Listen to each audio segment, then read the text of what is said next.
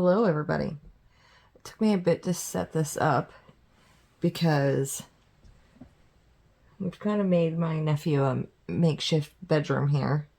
And it's probably not going to be the perfect angle for you guys to see, but it's going to be as good as I can get it. Not a whole lot has really happened this past week. It's been a pretty quiet week. Abigail, my daughter who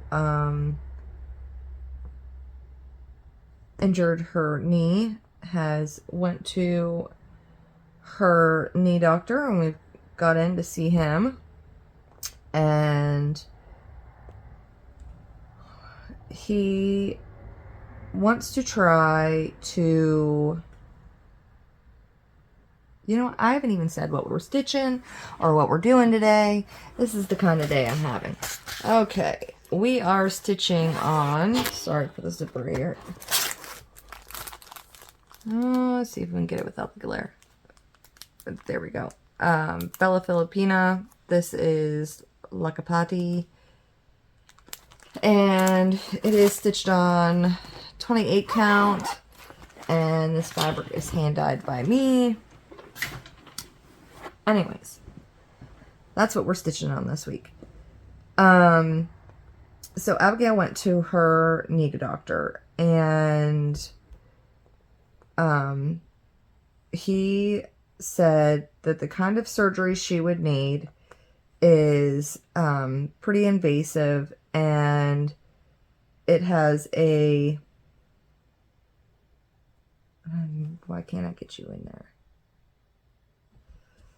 75% success rate, but what the problem is I guess in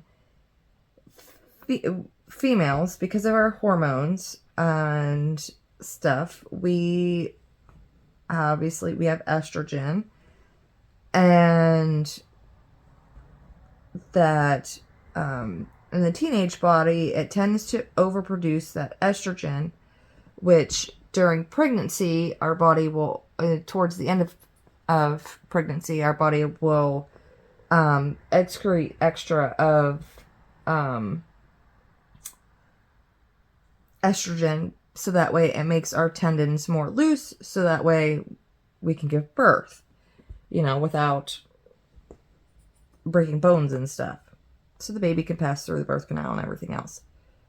And that during the teenage years, early stages of puberty for girls, the body hasn't regulated its hormones yet, so it tends to overproduce estrogen and some, let me see if I can move that out of the way. There we go.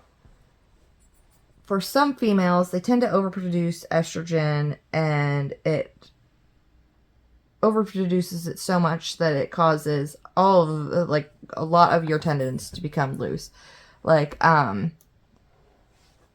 He asked Abby to take her thumb. Let me see if I can do this. Take her thumb, and she was able to take it and move it, and she could literally take it and bend it back like this, and she was able to actually touch her arm, even with just, putting pressure on her thumb, and touch her arm down here with her thumb. And he goes, yeah, that's exactly what's going on with her. And so it's hit or miss on when her tendons will be extra loose like that, and when they're not going to be extra loose like that. So that is the reason why her kneecap is misplacing, because I guess you have 4 sets of tendons on the knee, and it's most common that it's the tendon on the inner part of the leg that slacks so much. So, because her body's thrown off extra estrogen, it might do that this month, it might not do that next month, it might be that way one week or one day and not that way the next day. He's like, it's literally hit or miss. You don't know. But it's very common in females. And that he wants to try to avoid doing surgery because I guess once you alter that tendon, it comes with no guarantees that it's going to fix the problem because of the way her body's producing the estrogen and everything else. There's no guarantee that that's going to fix it at that point. And he wants to give it a shot to see if it's possible to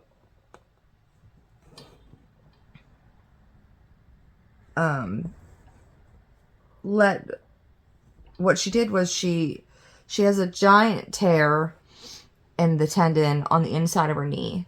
And it's a pretty significant tear, which is why the kneecap is, even though it's in a straight position, it's trying to still pull over to the other side.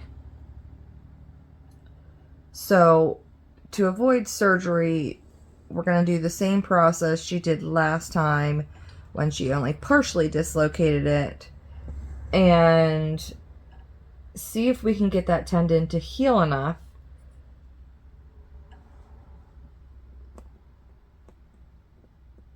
and prevent the surgery. So for right now, for the next 6 weeks, she's on her crutches. He said to, like, if she's doing a lot of activity or whatever, then she needs to be on the crutches. But like here at the house, he said he would recommend only using the one crutch and to bear as little weight as she can on her one leg. But it would be okay for her to like stand in the shower or something like that. Which I told him, you know, like we have a shower chair, and he said actually then, you know, the less amount of time that she's bearing any weight on that leg, the better. So, just be careful, essentially. And, to do, just be ginger with it for the next 6 weeks, because it's very important that she doesn't bend that leg at all, because it'll, you know, start the healing process of that tear all over again. So we'll go back and the end of October, and he'll look and see then at that point if she can be out of that brace that keeps her leg completely straight. Hopefully, I mean, she is...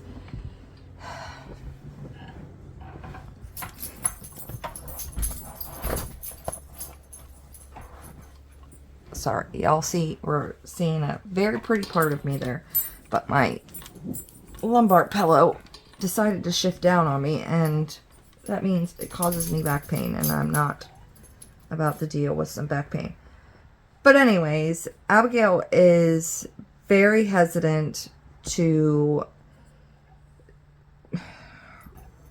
pretty much do anything with that leg right now. She's in that brace 24/7. She will not take it off. She doesn't want to take it off, and I'm not going to push her to. And the doctor said it was fine if she stayed in that brace 24/7. So I'm not going to push her to do something she doesn't want to, and that she feels like she's not ready to do yet. But hopefully in 6 weeks that will have healed. And as long as it has healed, she can move on to a bendable brace. And it'll have different degrees that she will be able to bend the knee at. And will also push on the kneecap and keep the kneecap in place. And at that point, then we can move on to physical therapy to start that process all over again and working that knee out and getting it to a point where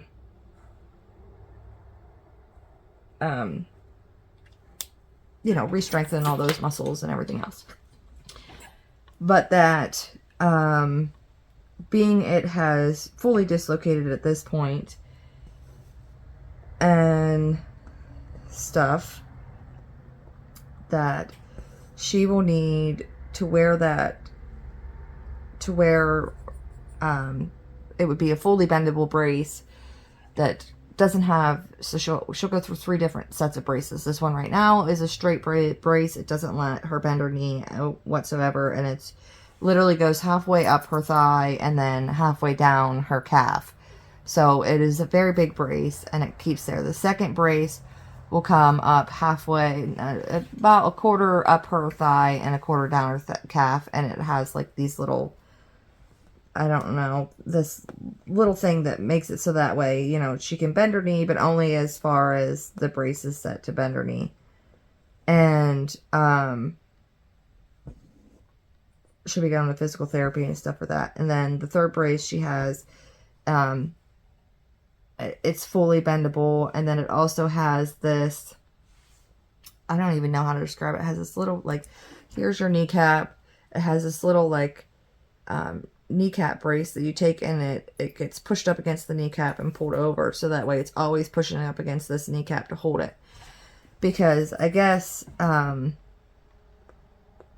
whole point is to make it so that way that never dislocates again, and she'll need to wear that one pretty much all the time, unless she's not at home, if she's outside playing, if she's going for a walk, if she's, you know, at school. I mean, he couldn't stress it to us enough that, like, it's very important that, like, this is, that final brace would be worn every single day, unless she's, like, if she's up and moving, it needs to be on her, essentially. And, you know, he was talking to us, he's like, you know, right now, because of puberty, the hormones and everything are all out of whack. Most of the time, that by the time you're in your mid-20s, your hormones have settled, and they know what they're doing at that point. And that at that point, she could probably go without wearing a brace, but he would always recommend to, like, definitely wear it just in case, because he said the second time it dislocates, usually for most of his patients that he's seen, he can get away with doing the same process that they did the first time. He said the only thing he's worried about with her is that even though at that point when he saw her, it had been a week and it had been reset and it's been straight, it was still trying to dislocate. And he's worried that she may have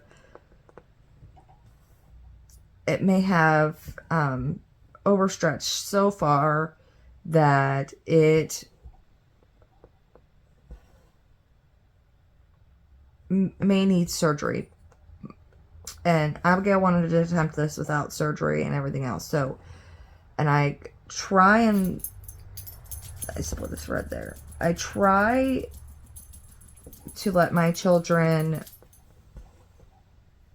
have a say in their medical care when they can, because like my son Damon, he had a cholesteatoma in his ear, and it had to be removed, and it destroyed most of his stapes bone in his ear, and that's, you know, you need that to be able to hear. It destroyed 2 of the bones of the stapes, and there's 3 bones of the stapes. And he'd had the first surgery to remove the cholesteatoma, and that was supposed to be a 2-hour surgery that ended up being a 5.5-hour surgery because of how severe it was and how bad it was. And then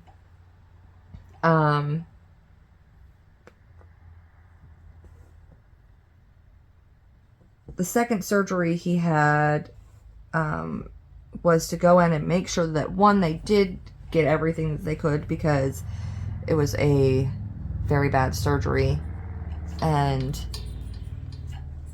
Two, to see if it was possible that they could put the implant, the stapes implant in, and he'd be able to recover hearing in that ear, because before it was hearing was almost non-existent completely in that ear because of how badly destroyed everything was. And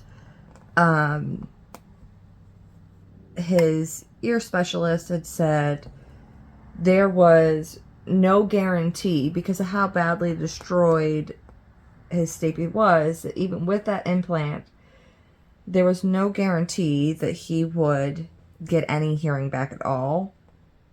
That it was really a 50-50 shot. He wasn't too confident he would get hearing back. He wasn't confident that he wouldn't get hearing back. His ear specialist wasn't sure. And that is, I mean, they have to go in through the back of the ear. I mean, it's a pretty painful surgery.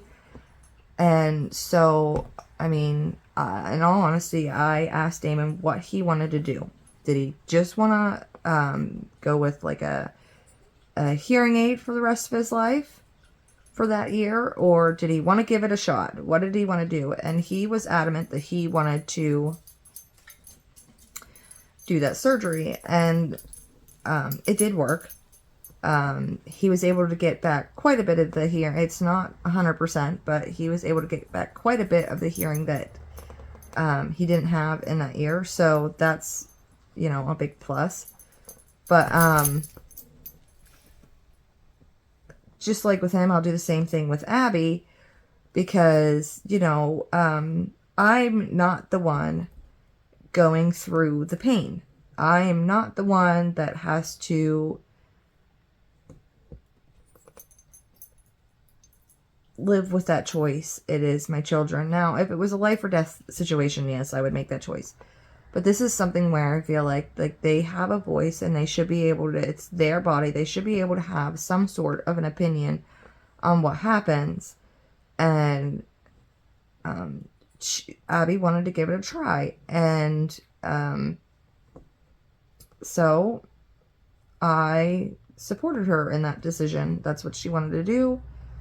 I was gonna, you know, facilitate whatever I could to make that happen. And we'll see if that is going to be possible. I mean, I'm crossing our fingers that it will be, but I'm hopeful. We'll put it that way. But I'm not overly hopeful.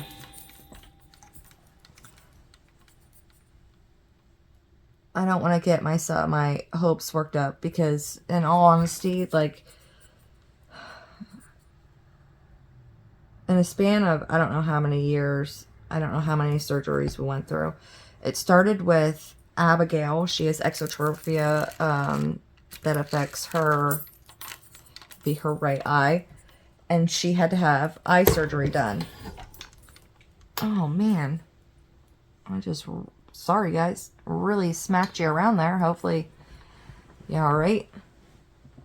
But anyways, so Abby had her eye surgery done. And then the next year is when we found out Damon had, there was something going on with Damon's ear. And they hadn't figured out what it was. And I was going to an ENT, an ear, nose, and throat doctor here in our town. And I was frustrated with him after, I think it was about 3 months we were going there every couple months. And he had just like scheduled him to put tubes in his ears. And, he went in to go and have that surgery done. And I mean, it was, I don't know, like 35 minutes that he was back there. And he comes back, the doctor comes back and was like, well, we didn't put the tubes in. We removed a polyp in his ear. We think that's what was it. And that just didn't seem right to me, that a polyp would be causing him I mean, such severe pain that he couldn't even, like, chew, and his throat was sore all the time, and he had this, like, Damon has always had chronic ear infections, and it was always to the point where he would say, "Mom, my ear hurts," and I mean, we would get him to the doctors, and I mean, it would be such a full-blown ear infection that it would, he'd be on the cusp of having, like, his ear burst. So, like, what I was seeing wasn't the same as it was when he had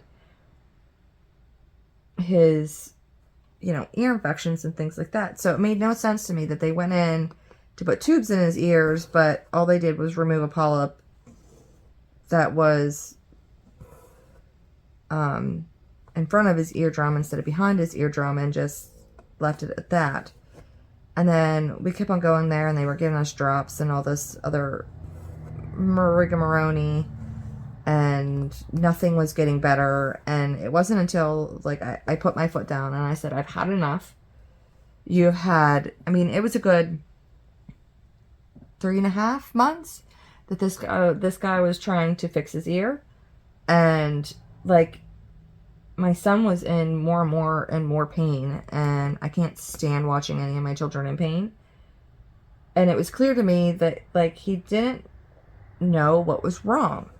So I'd had enough, and I live in Pennsylvania. I scheduled an appointment to go to an ear specialist in Pittsburgh, Pennsylvania, and Damon had a CAT scan done and all kinds of work done. But anyways, they found out that he had a cholesteatoma. So Abby had her eye surgery done in June of that 1 year. And then Damon had the polyp removed from his ear in March of the following year. And then we met with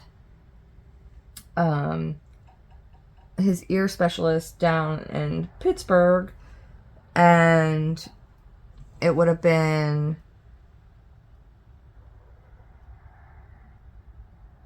October.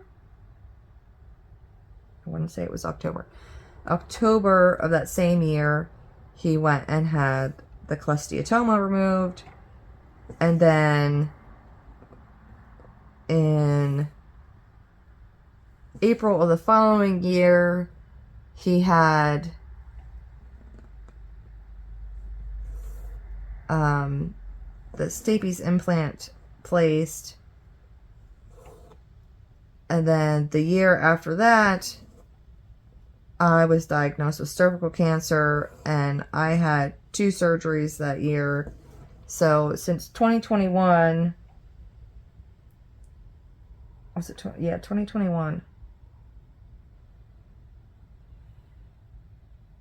Oh, sorry guys, I'm trying to think. Yeah, 2021 was when I had my surgeries.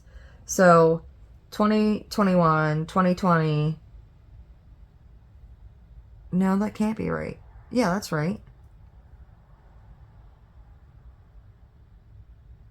2021, there was Damon's surgery in April, and then my 2 surgeries in the same year. And then 2020 would have been Damon's 2 surgeries that year, and 2019 would have been Abby's eye surgery.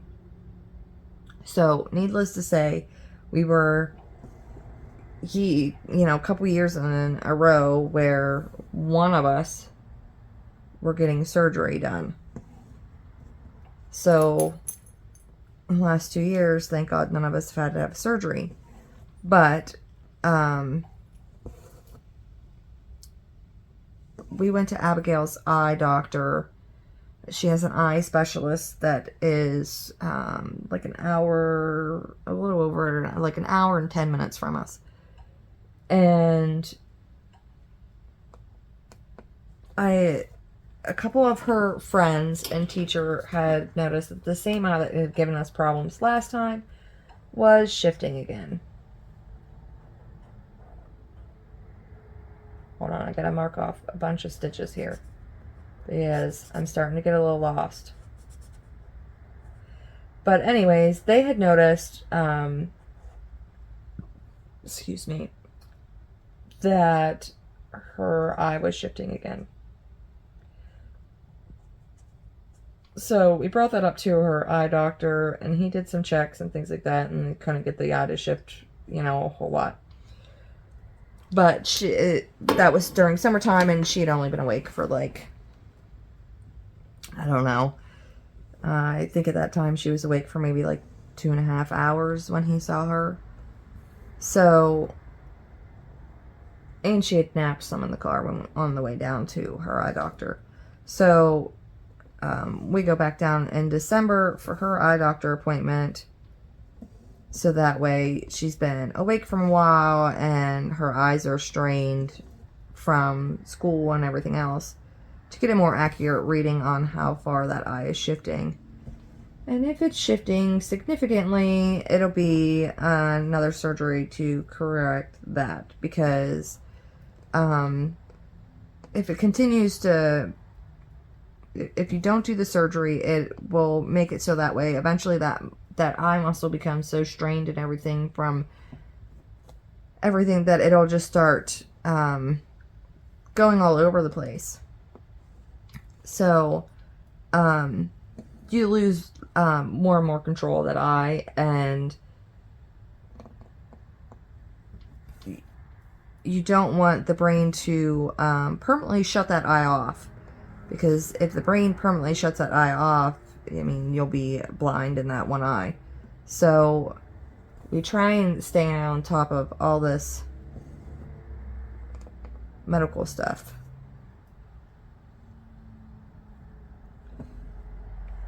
Which is never any fun when you have all this medical stuff with how many children? 1, 2. Right? Yep. So, hopefully, it's just a real insignificant enough drift in our eye that we don't have to do anything about it. Because I would really like to avoid any more, like, I don't know if my nerves can really take any more of this surgery stuff. I'm just not suited for it. So, I guess it's just a waiting game of waiting to see what's all going to happen. But no. There would be Theo and Cam. Theo. Okay, Cam. Come on, Cam. Okay, Cam. Come on. There it goes. There's my puppies. There you guys are. Hello, puppy. Hello. You gotta show everybody who you are. Yes. Hi. Okay. Settle down. Get down here. There you go. Yep, they heard the slightest little noise and decided it was going to be barking time. But, I just need some break from surgeries and stuff, because I really can't do it. Can't. What are you doing, you crazy girl? Yes, I see you. Yes, I do. I know. Hello. I know I love you too. I do. Are we gonna interrupt this stitching session for a puppy cuddle? A puppy cuddle? I know. I see you, baby girl. I know. It's okay. I love you too. Okay. Oh, no. That's enough. Good girl. No. But, sorry about that. Cam decided she wanted love. She wanted some attention, and she was gonna get her. I don't even remember what I was saying because that's just how it goes.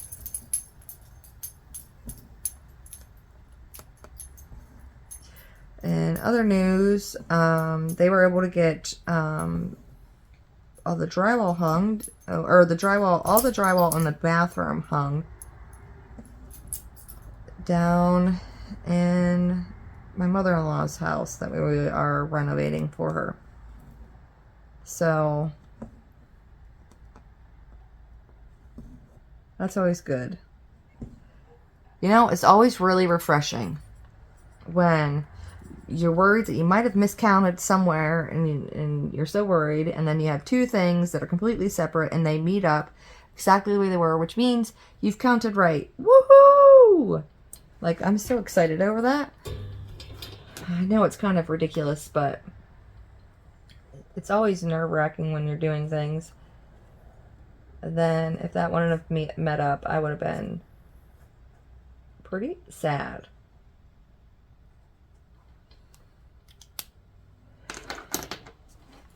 Let's see if I can twist this out, smacking you guys here. There we go. Just gotta do it a little slower. Guys, that was me. Chill out. Come on.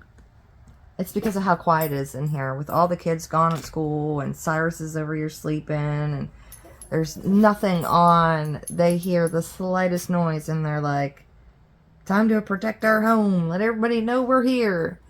And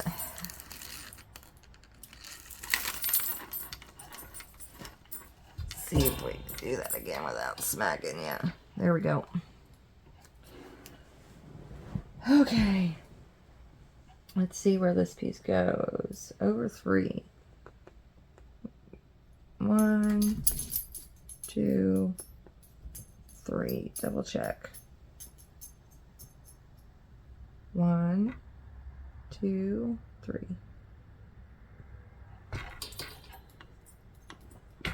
I'll make you guys seasick here.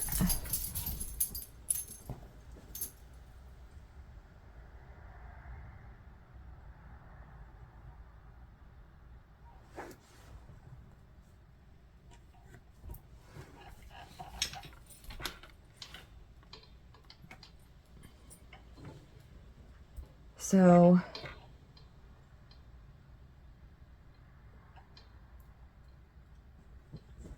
almost finished with this color here. Well, on this section, I should say. I'm not completely finished with it, but this section.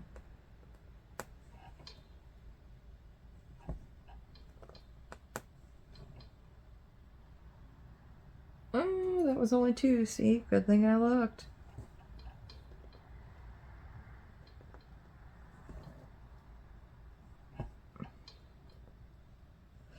What else have they gotten done? They've got the tub, I guess, pretty much framed out down there.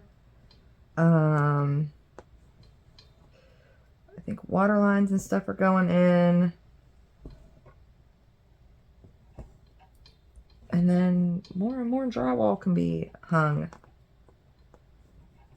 Slow and steady wins the race.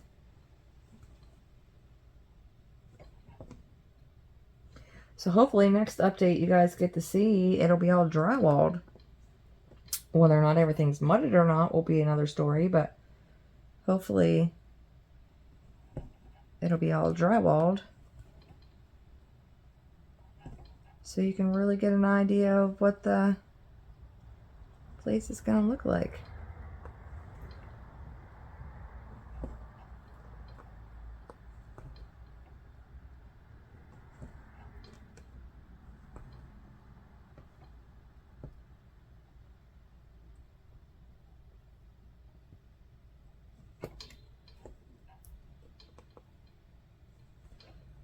I think once everything starts getting drywalled and stuff, I mean, we got all the heat registers and things like that put in. Most of those are blocked out now. So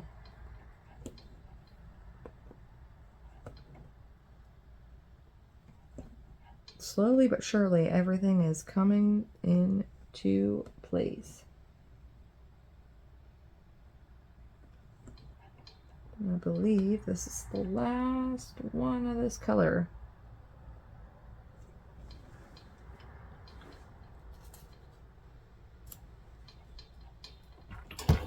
Oh man, I smacked you guys again. But it's been pretty good, really.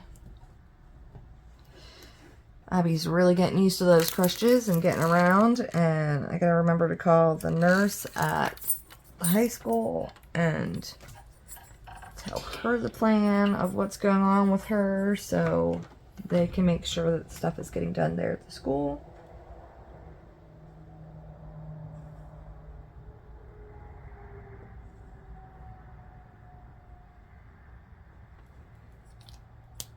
But that's all. I need to look and see what color I need next.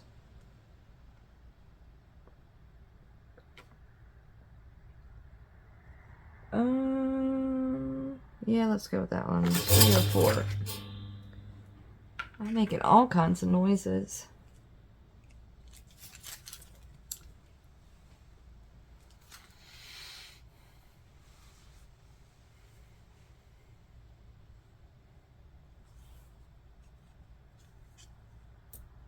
Of course, it's gonna get knotted up here.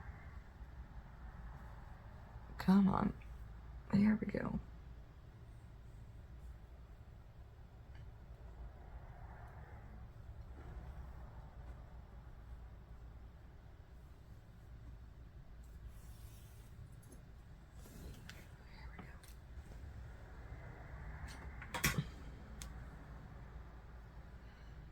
Yeah, so I decided to stitch on some of these fancy ladies this month.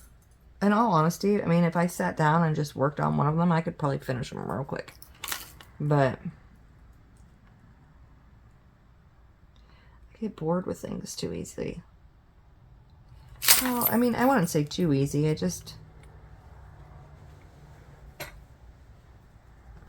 like variety in my life.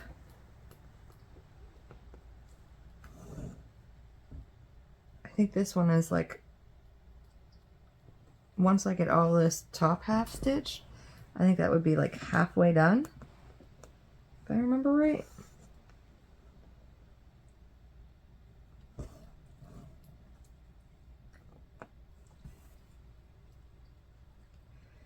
I think so.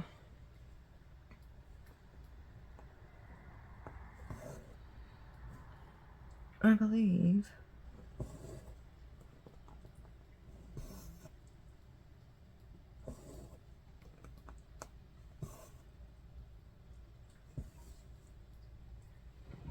Cam, quit digging at your tootsies. Come on, Kid Cam. Come on, come up here and sit with Mama.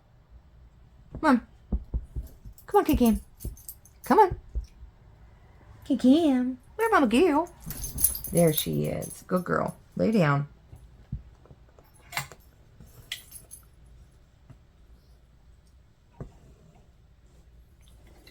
Her spoiled rotten is what it is. No. Going back here. Let's see, a couple more stitches I could do over here in this area before I travel. There's one.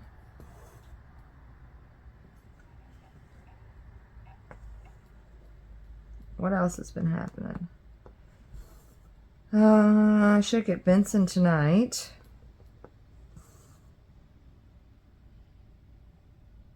He has been quite the character lately, really pushing those limits to find out what he can and can't do. Typical toddler stuff. I mean, what else can you do about that? What else has been happening?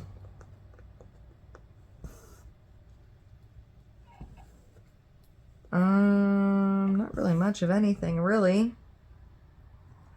Kids have all been doing pretty good in school.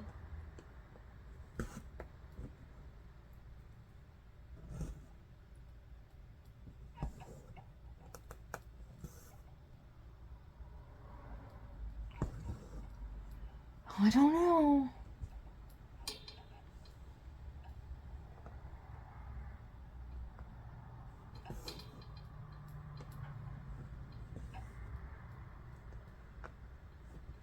Isn't she so... I love this pattern. I think she looks gorgeous up against this. I like how there's like, you know, dark green in here and light green, and I just love the way she looks on this fabric. She looks gorgeous.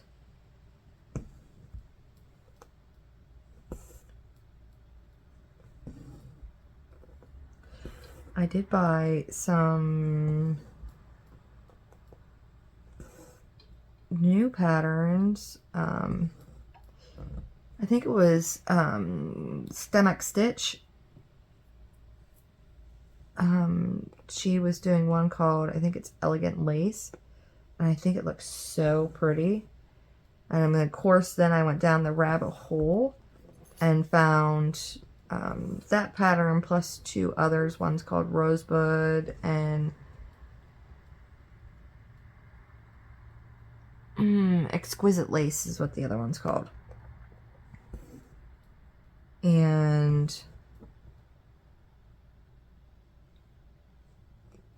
I dyed fabric for it. It's all kitted up and ready to go. And I'm trying to fight the urge to start it. I'm trying so hard. But there's so many that I want to start. And really, honestly, if you don't start them, you'll never finish them. So does it really matter how many starts you have? But I don't want to get too overwhelmed. I mean, I really need to look up and see how many starts, like how many whips I actually have, because I have no idea.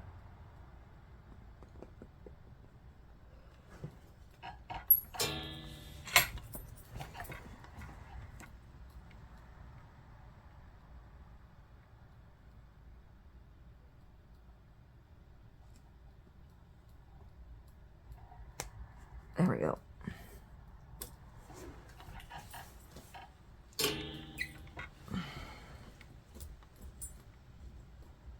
Because I'm not sure how many whips I have. I have no idea. I should probably count them.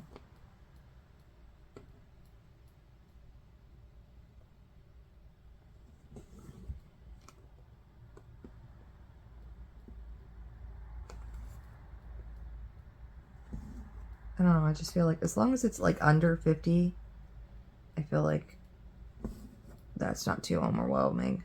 But I have no idea how many I have. And I have so many projects like kitted up and ready to go, and I should probably look and see.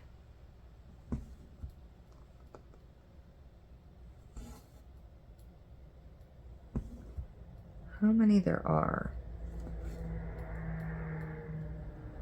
I'm curious to know how many I have, because I don't know.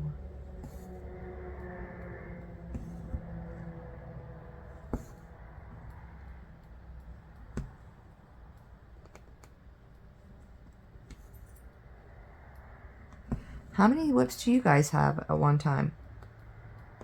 Do you guys have a lot of them? Just a couple?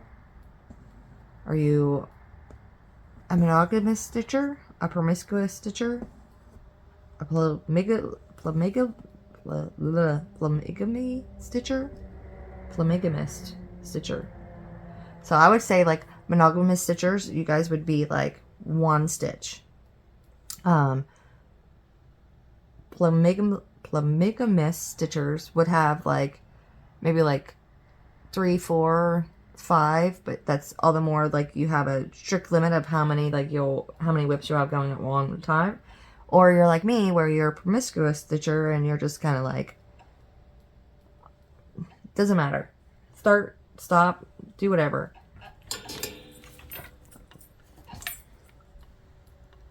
I mean, if I worked on just like one thing,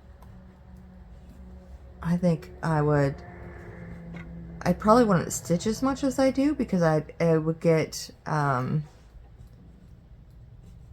like if I start getting like frustrated with her piece or anything like that, like I like the fact that I can set it down and wait until I have a little more patience to deal with it. versus, like, if I was a monogamous stitcher, I would have no choice but to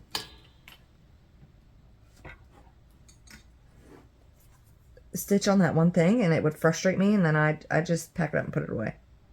And I probably wouldn't touch it for, you know, a month or two before, or even longer than that, depending on how bad it frustrated me, before I would, you know, work on it again.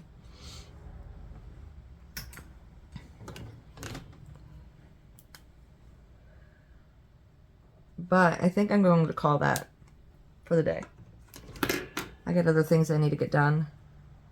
And if I don't start getting things done,